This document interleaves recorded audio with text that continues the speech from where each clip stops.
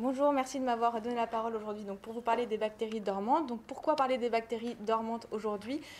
Principalement parce que c'est une question effectivement des patients qui sont qui se rattachent à ce concept de bactéries dormantes, notamment pour expliquer le syndrome de fatigue chronique, leurs douleurs articulaires ou leurs douleurs, leurs maux de tête ou encore leurs douleurs rachidiennes. Et en fait, c'est vrai que dans ce qu'on entend à la radio ou dans les médias, c'est souvent rapporté que les patients sont persuadés qu'ils ont encore la bactérie en eux, qu'elle est dormante.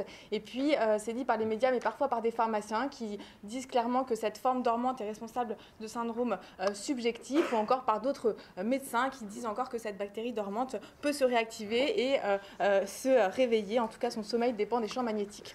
Alors, c'est toujours encore un petit peu plus embêtant quand il y a d'autres médecins qui publient le fait que les bactéries dormantes, en fait, ce sont des borrélioses qui peuvent s'enkyster, qui rentrent dans une phase de quiescence où elles sont non réplicatives et qu'en fait, elles vont aller se nicher à des endroits dans le corps, on ne sait pas exactement lesquels, mais que même chez les patients qui sont traités par antibiotiques, ces bactéries vont persister. Donc, elles sont résistantes, mais persistantes, et qu'en fait, elles vont être responsables de tous les maux que les patients décrivent.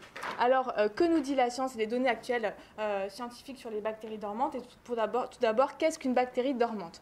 Une bactérie dormante, le concept a été défini en 1944 par Joseph Biger, donc un microbiologiste qui a étudié des colonies de Staphylococcus aureus en présence de pénicilline, et il s'est aperçu que persistaient des microcolonies qui étaient capables de survivre et qui étaient dans un état non réplicatif. Et en fait, quand il retirait la pénicilline, il s'apercevait que ces bactéries étaient capables de se multiplier à nouveau dans un délai de 2 jours à 9 jours.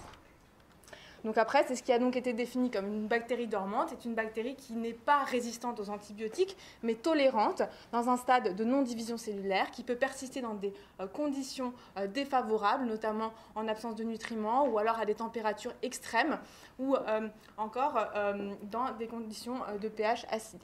C'est des bactéries qui sont difficilement cultivables, qui sont parfois indétectables et qui ont la caractéristique de pouvoir se réveiller et de repasser dans la phase réplicative. L'autre caractéristique des bactéries dormantes, c'est qu'elles peuvent également persister dans le biofilm, où là, donc, elles vont devenir inatteignables par le système immunitaire.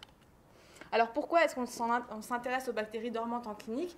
Puisqu'il y a de nombreuses infections qui sont récalcitrantes, avec des rechutes plusieurs années, voire 40 ans après. Et ça concerne notamment les infections, par exemple, ostéo-articulaires à Staphylococcus aureus, ou encore un certain nombre d'autres infections, comme les Rickettsia prowazekii, qui peuvent être responsables de réactivation plusieurs dizaines d'années. Mais les 3 principales infections qui soulèvent cette question sont la Mycobacterium tuberculosis, la syphilis et la borréliose, puisque ce sont 3 maladies qui sont marquées par des phases de latence, au cours desquelles il n'y a plus de symptomatologie pour passer d'une phase à l'autre. Alors, quelles sont les preuves scientifiques pour parler de dormance et éventuellement de latence sur le plan clinique? Donc, la bactérie la plus étudiée, c'était Mycobacterium tuberculosis. Il a été bien montré in vitro que cette bactérie pouvait persister en phase de dormance, donc elle était tolérante aux antibiotiques, et il a été montré également que lorsqu'elle était dormante, elle accumulait en fait des lipides. Il y a des travaux très récents qui étaient assez intéressants, qui ont pris en fait le granulome bactérien avec la nécrose caséeuse. Ils ont essayé de reproduire la culture de Mycobacterium tuberculosis, et ils ont montré qu'effectivement il y avait une persistance des bactéries avec seulement la rifampicine qui était capable de tuer toutes les bactéries, mais à des concentrations très élevées. Alors qu'en est-il de la latence chez les animaux? Le modèle macaque est très difficile pour utiliser, enfin tous les modèles animaux sont très difficiles pour étudier la latence de Mycobacterium tuberculosis. Le modèle macaque a permis de cultiver la bactérie au sein de LBH et des singes asymptomatiques, mais les travaux les plus intéressants restent chez l'humain, puisque ce travail de 2000, publié en 2000 dans le Lancet a montré que chez des patients qui étaient décédés d'autres causes que de la tuberculose, en reprenant les cadavres, ils ont identifié Mycobacterium tuberculosis dans près de 30% de ces personnes, et au sein des macrophages, des pneumocystes et des cellules endothéliales, et surtout dans du tissu pulmonaire qui était sain. Il y a une autre étude qui est parue en 2006 par un Français qui a montré que également la présence de Mycobacterium tuberculosis dans différents tissus, et notamment dans le tissu adipeux, ce qui rejoint un petit peu les données qu'on pouvait observer sur le plan microbiologique. Alors, quels sont l'état des données scientifiques concernant Borrelia? eh bien, Borrelia, il a été montré effectivement in vitro que la bactérie pouvait persister sous l'effet des antibiotiques. Vous voyez en rouge les bactéries qui sont mortes, en vert celles qui persistent en présence d'antibiotiques, avec ici l'activité persistante, notamment en présence de doxycycline, amoxicilline. Ceci étant, celui qui a fait l'article, après, il est parti dans d'autres considérations. Et en fait, l'article le plus important qui est utilisé par tous les gens qui disent que la bactérie dormante est responsable de symptômes, c'est cet article-là. Vous voyez qu'en fait, ils ont soumis Borrelia in vitro à des chocs osmotiques, à la thioflavine, mais pas aux antibiotiques, ils ne l'ont pas étudié, et ils ont vu la bactérie s'enrouler.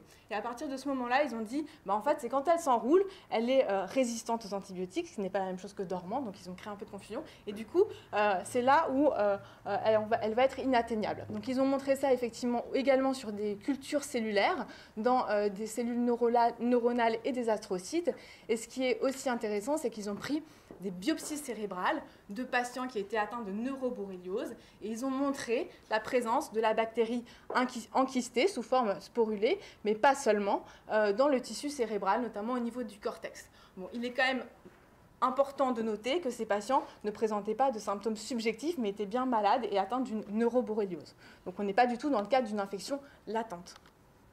Alors, en ce qui concerne les modèles in vivo qui ont essayé d'identifier la latence de la bactérie, ici, donc c'est pas pour, il n'y a pas eu de traitement antibiotique, donc c'est pas pour expliquer le syndrome post-infectieux, c'est plutôt pour essayer de trouver la niche.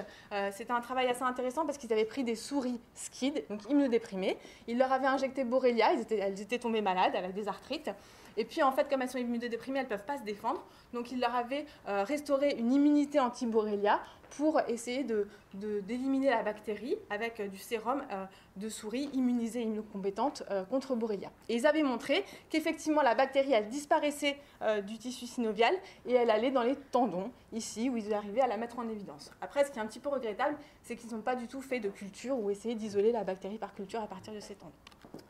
Bon, in vivo, pour la persistance, il y a cet article qui vient également de sortir. Donc là, ils ont pris des macaques, donc ils ont réussi à faire une étude sur des macaques. Ils les ont infectés à Borrelia burgdorferi, ils les ont traités par doxycycline, et puis ils les ont euthanasiés à 12 mois de traitement. Ils ont étudié le système nerveux central, les nerfs périphériques, et ils ont montré effectivement qu'il y avait des phénomènes un petit peu inflammatoires au niveau des nerfs.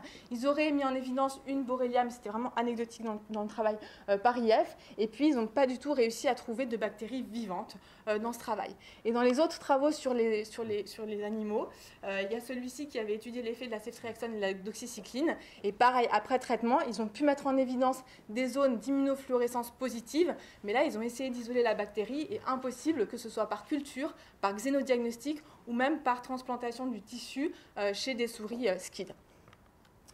Donc, il n'y avait pas vraiment de preuve de la dormance, et puis c'était toujours quand même assez compliqué d'évaluer les symptômes subjectifs chez les animaux.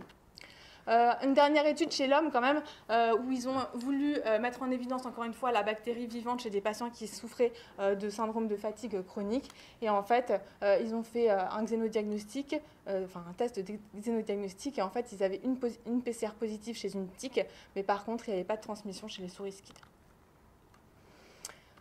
Donc finalement, en conclusion et en synthèse, ce qu'on peut voir, c'est qu'il y a certaines preuves dans la littérature scientifique pour dire qu'il y a des bactéries qui peuvent être au stade dormant, responsables d'infections latentes, et notamment pour Mycobacterium tuberculosis. Il y a des facteurs qui favorisent la réactivation qui sont connus, tels que l'immunodépression ou encore la grossesse.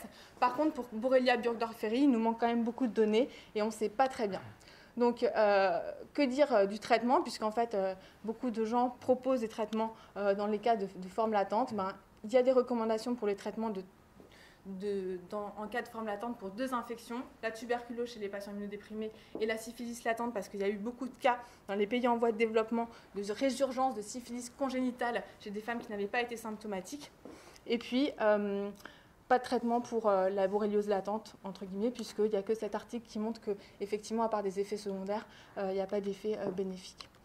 Donc, pour répondre à la question des bactéries dormantes, ce qu'on sait, c'est qu'il y a souvent une confusion de langage entre la bactérie, la dormance, qui est une définition microbiologique, et la latence, qui est plutôt une définition clinique, que le lien entre les deux, il a pu être mis en évidence pour Mycobacterium tuberculosis, mais pas pour Borrelia burgdorferi, en tout cas pas maintenant. Ce qu'on peut imaginer, c'est que les lésions inflammatoires peuvent être responsables de syndrome de fatigue chronique, peut-être, en tout cas de tendinopathie, et ce qui reste à faire, c'est peut-être de chercher d'autres étiologies pour expliquer la symptomatologie de ces patients.